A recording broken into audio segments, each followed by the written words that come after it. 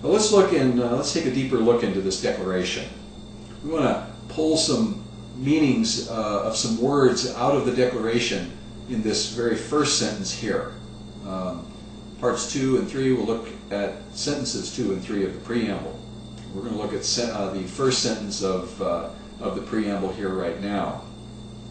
And to get some further assistance on the declaration's meanings, we'll get some aid from tonight the Oxford American Dictionary and Language Guide, as well as, of course, we're going to be using the Declaration itself along with our Constitution. And we'll get some aid through a French economist named Frederic Bastiat. We'll be using some concepts from his book, The Law, which was written in 1850. Really feel that, you look at the tools that you've got here, and just right here, for about $37.95 and an investment, a reinvestment in some time in our families, we can change the entire course of our country. But let's look at some key words in this first sentence of our Declaration of Independence. We're going to look at an idea here of this endowment. All right? We have been endowed by our Creator with unalienable rights. I want to look at what is this endowment from God. What does endowment mean? From the dictionary, endowment means to bequeath or to give permanent income, to provide with talent, ability, etc. Also, the word unalienable is a reference to law being inalienable, or law of God is inalienable. I guess you could look at it that way. Inalienable is defined something that cannot be transferred to another, not inalienable. Meaning what God has granted to us, that our founding fathers are noting, is inseparable from us. But what really is this endowment? The word rights used in the preamble is an adjective. It is a reference of conduct. Right? Rights. And it's interesting to note that it's about conduct. And the definition is just, morally, or socially correct is the first definition of rights. The second definition is true, correct, not mistaken.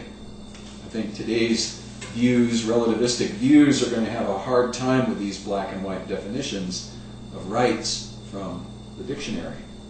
The third definition means less wrong or not wrong. So I guess we can now set the record straight on this endowment, or these rights. The rights noted in the Declaration are behaviors. They're not entitlements of free will.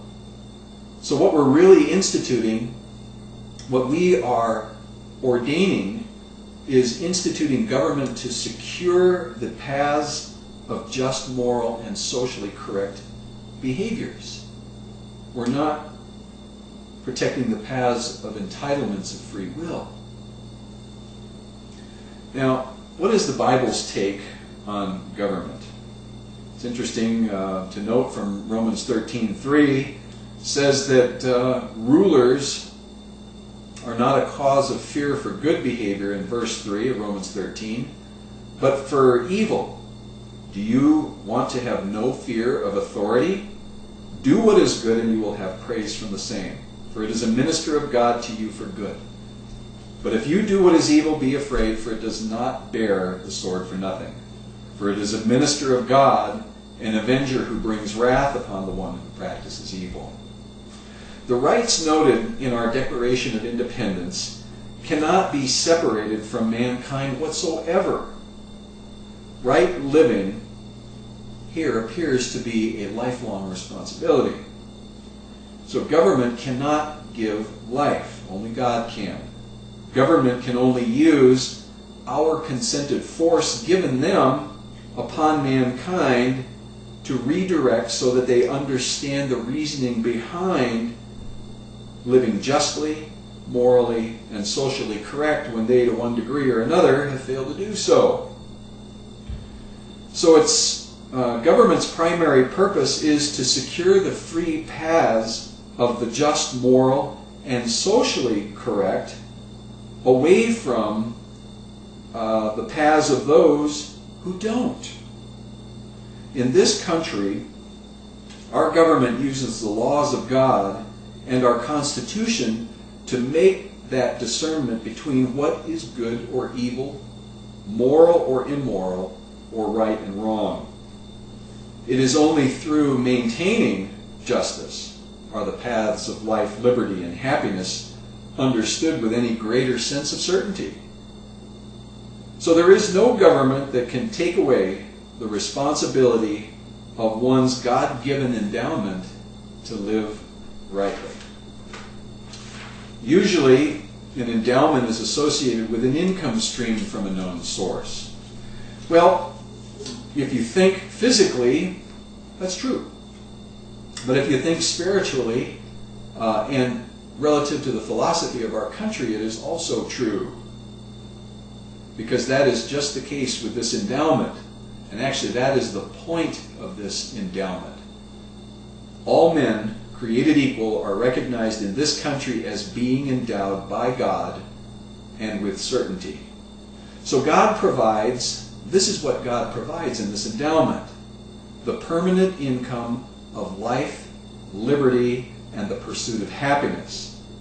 The benefits or following blessings appear to be in conjunction with and in direct proportion to our own possessed talents, abilities, in addition to our appreciation not only of these facts, but also of our sincere appreciation for the extent that God has went to provide for mankind, and the Creator's and His ability to do this, to bring forward these facts for our examination through both what He has created and what He has written. Hence, the value He has placed on us generationally transferring knowledge. Again, Galatians 4:1 and 2, now I say as long as the heir is a child, he does not differ at all from a slave. Although he is owner of everything, but he is under guardians and managers until a time set by the Father.